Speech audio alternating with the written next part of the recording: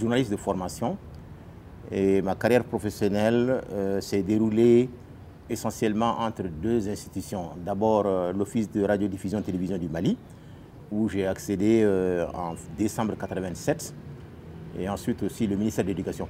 Donc sur les 32 ans d'activité professionnelle, je n'ai fait que 12 ans à l'ORTM et 20 ans conseiller chargé de la communication au ministère de l'Éducation, où j'ai travaillé avec 8 ministres en charge de l'éducation, dans des périodes allant de 1991 à 2013.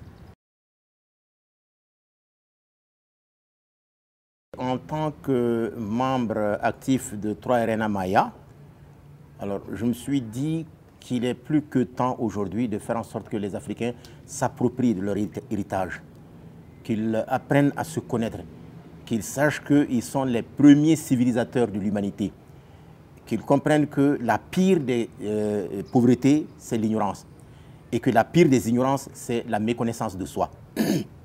J'ai la conviction profonde, avec toutes les recherches que j'ai faites jusqu'ici, que les Africains méconnaissent leur spiritualité. Or, c'est la spiritualité originelle et originale de l'humanité. Alors, donc pour les ramener à cela, j'ai estimé qu'un des moyens les plus usités, c'est les proverbes.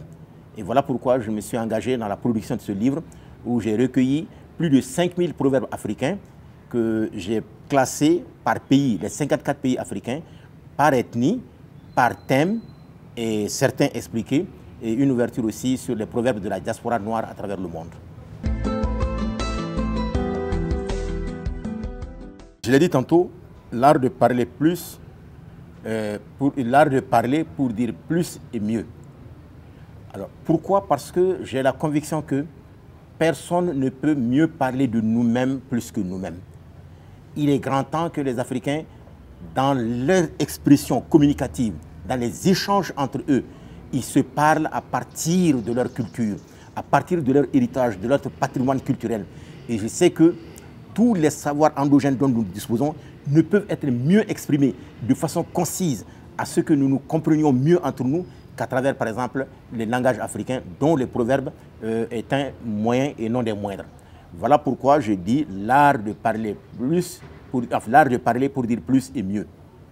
Voilà un peu ce qui m'a inspiré en écrivant cela. Proverbe qui illustre parfaitement ma pensée, dans le sens d'amener les Africains à revenir à leur spiritualité, qui est, je n'hésite pas à le dire, une spiritualité hautement scientifique et la plus originelle et la plus originale de toutes les spiritualités.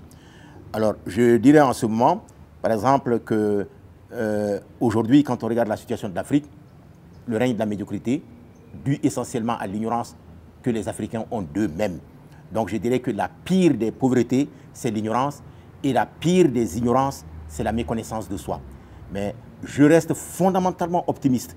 Je sais que l'évolution du temps est en train de donner raison à ceux qui, aujourd'hui en Afrique, se battent pour que les Africains reviennent à eux-mêmes sur la base de leur spiritualité. Et je dirais en ce moment aussi que, quelle que soit la durée de la nuit, le soleil se lèvera. Absolument. Il y a la similitude culturelle. L'Afrique, je paraphrase Kwame Nkrumah, qui disait que l'Afrique est un continent, un peuple et une nation. Et les forces qui nous unissent font plus que contrebalancer celles qui nous divisent. Et j'ai voulu faire ressortir cela aussi à travers le proverbe pour montrer qu'en dépit des variantes culturelles, le fond spirituel est le même pour tous les peuples africains. Je dis africains noirs. Et même au-delà de l'africain, de toutes les civilisations noires, le fond culturel est le même. Cela ressort dans ce livre-là, où vous verrez que, même si c'est dit de manière différente, mais la recherche de la vérité et le fond à partir duquel on recherche cette vérité-là est le même pour toutes les cultures africaines.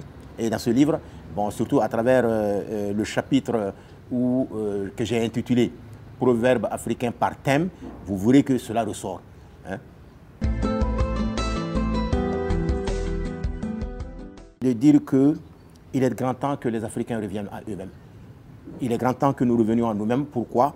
Parce que toutes les sciences, quelles qu'elles soient, en tout cas tout ce qu'on appelle aujourd'hui sciences, sans exception, sont toutes nées en Afrique.